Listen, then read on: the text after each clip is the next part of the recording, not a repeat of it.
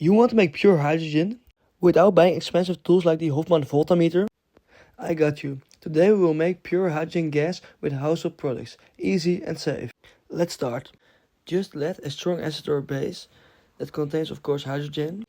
An example of a strong base is sodium hydroxide. Sodium hydroxide is the active substance in the most sink cleaners, so you can probably find it just at your local supermarket for a few euros. On the back of the bottle there will probably be a concentration of sodium hydroxide, and this will probably be between 5 and 15%. An example of a strong acid is hydrochloric acid. You can probably find it at your local hardware store, where you can buy it for just a few euros.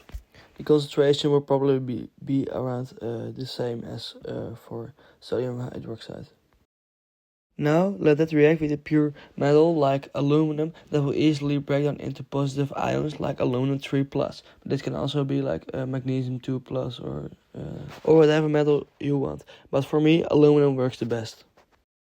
So the method I'm using is based on these two reactions. The first reaction is already happening into the bottle of the sink cleaner, and you probably have to put in a little bit of demineralized water into your reaction, because otherwise you got not enough water to let all the sodium hydroxide dissolve into the water. And the second reaction, I'm using aluminum. And why I'm using aluminum? I'm using aluminum because it is not that exothermic, the reaction. And in exchange for 2 aluminum ions, you will get 6 hydrogen ions, because aluminum is 3 times more positive charged than the hydrogen. So that's just perfect. So there are different reasons why I'm using sodium hydroxide dissolved in demineralized water and aluminum. The key reason is actually that the reaction is not that exothermic when you compare it to other reactions like this. It is also very nice that, especially when you're using a little bit more demineralized water than is needed, the plasticizers in your setting will not actually dissolve that fast. Because when you, for example, are using hydrochloric acid, the plasticizers will dissolve earlier than with the sodium hydroxide. So when using this reaction, I recommend you to just keep it at the ratio that's in the reaction, and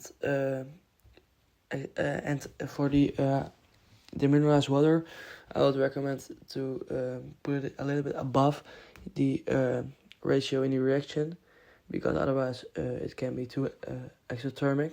Use aluminum foil for this reaction, because when you just put little pieces in, the reaction surface is big enough to keep the reaction going. Now I will show you some pictures and some videos how I make it with this reaction.